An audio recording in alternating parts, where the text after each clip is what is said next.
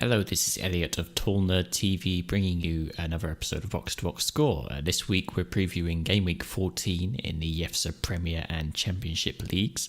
I'm going to get started right away because we've got a lot of games to get through as always. First game is going to be TR Kingston against JWL. This week we've got Todd sitting joint top of the Premier League on a very impressive 7-game winning streak as well, and he's playing against JWL, who's actually scored enough points to be in and around the top 4 in the EFSA Premier League this season. It's just the amount of points that the other team has been scoring which has been his downfall. In terms of key players, for JWL, I've picked out Kante, who's had quite a bit of buzz about him, particularly in the last week or so in Chelsea's first defeat of the season against Tottenham. Sarri has come out and said he wasn't particularly pleased with the way he played, how his defensive responsibilities seem to have lapsed. A lot of pundits and analysts have suggested Kante is playing out of position. He's not playing where he is best, where he's best played, which I would agree with personally. But Sarri has come out and basically said that that's not where he wants him to play. He wants Jorginho to play in the role that Kante used to play because he wanted someone who's a bit more creative. But Kante has to have more defensive responsibility from an advanced position, it seems. So it's impossible to kind of know what's going to happen from here. I mean, are we going to be talking about a situation where Kante could be dropped from the Chelsea squad? Which, I mean, for a guy who won the league 2 years in a row with 2 different teams is unthinkable. But, I mean, could he be making way for someone like Loftus-Cheek, who's not getting much game time and could play in his sort of position? Who knows? I've moved on to the next game here. We got Jason against TA Mac 10. Last time we highlighted a defender who was about to play against Huddersfield, which was in Yamar's game, where we talked about Doherty for Wolves. Huddersfield then went on to score 2 goals, which was slightly unexpected, but not wishing to tempt fate, we decided to ask exactly the same sort of thing to Tate in this particular week, because we asked him about Shane Duffy. We said he's a bargain of a top 10 defender thanks to solid peripheral stats. There's a great matchup this week, but do you think Shane Duffy finishes the season top 10? And he says, I think Duffy will finish as a top 10 defender because he's shown the abilities to generate points without keeping clean sheets, thanks to his strong contributions in clearances and aerial wins. Interesting enough, he sits 7th overall, Shane Duffy, in terms of points scored amongst all defenders this season. He's only just 1 point behind Andy Robertson of Liverpool, funnily enough. We move on to the next game with Nikag against Ben Dinnery. Now, I've picked out Christian Eriksen, who's on Nikag's team as one of the key men here. He was rested for the majority of the game for Spurs against Inter Milan, where he, of course, came on and scored the winner.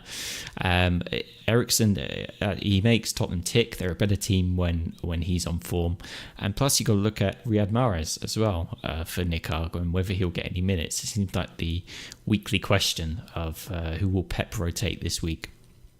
But Riyad Mahrez against Bournemouth. Bournemouth obviously coming off a tough loss against Arsenal last week. How will they bounce back away at Man City? It's not the ideal game to be playing, but who knows? They've been having a good season so far. Ben, actually, I should point out, his inclusion of Andy Carroll right at the bottom there was what cost him the game in a very tight loss against Fuzzy last week. It was about a 2-point loss or something like that. It was crazy close. But speaking of Fuzzy, in our next game, which is the 4th one in the Premier League this week, we have Gavin against Fuzzy.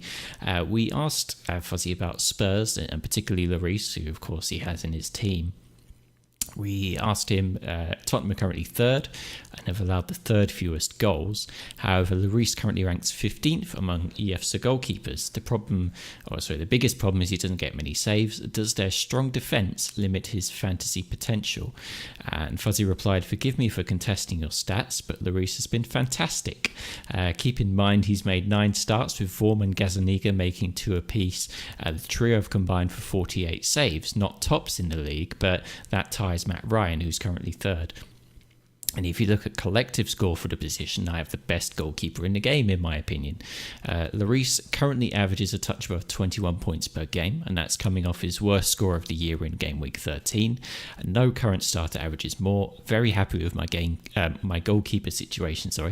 Hoping Spurs get better defensively. They've had at least one of their regulars injured seemingly all season.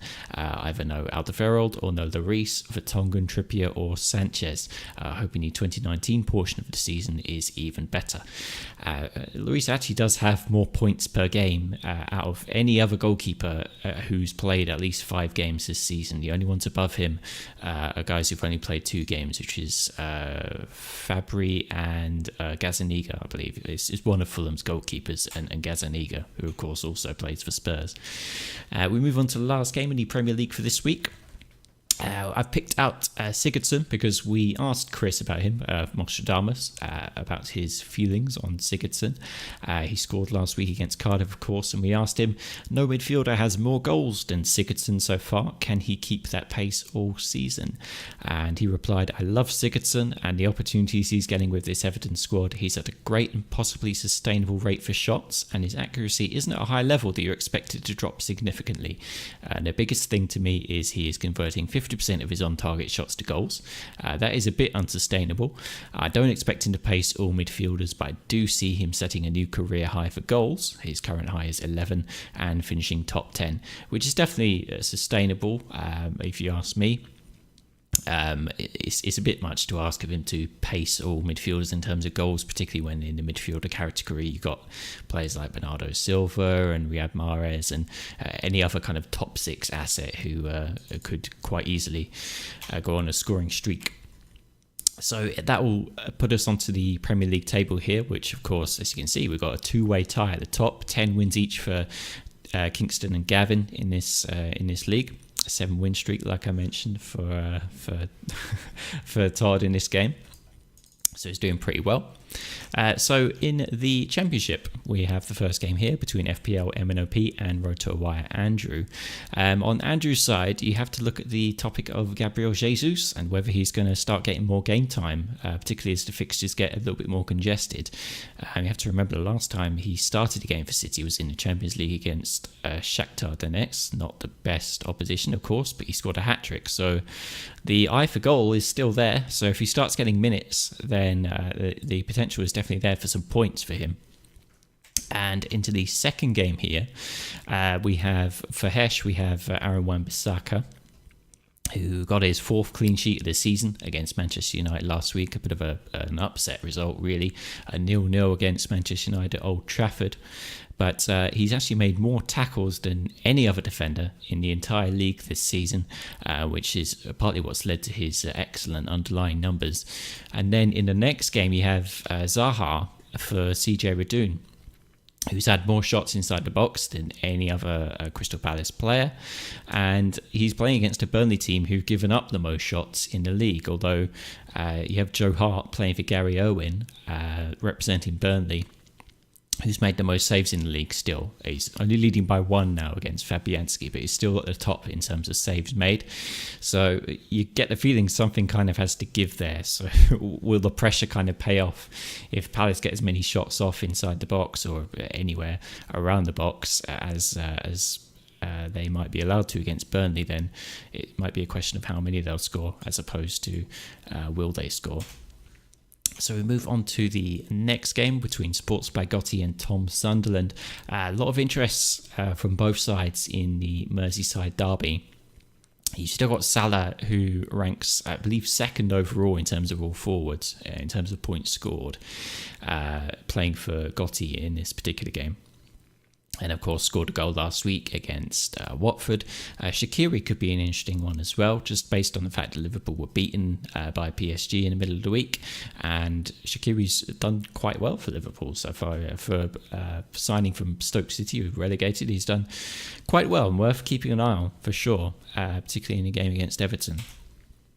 So we move on to the final game of the Championship for this week between Jay Falker and Fantasy Yamar. Now, Yamar will be without Victor Lindelof in this game because he's going to be out we believe until at least Christmas. We're not 100% sure. Both teams will be keen observers of the West London derby, even between Chelsea and Fulham. And it could come down to who performs best out of Mitrovic and Schürrle. Both players who look like they're revitalised under Ranieri. Like I mentioned last week in the preview video then, Fulham's problems won't be with creating chances because they've been excellent at that all season so far.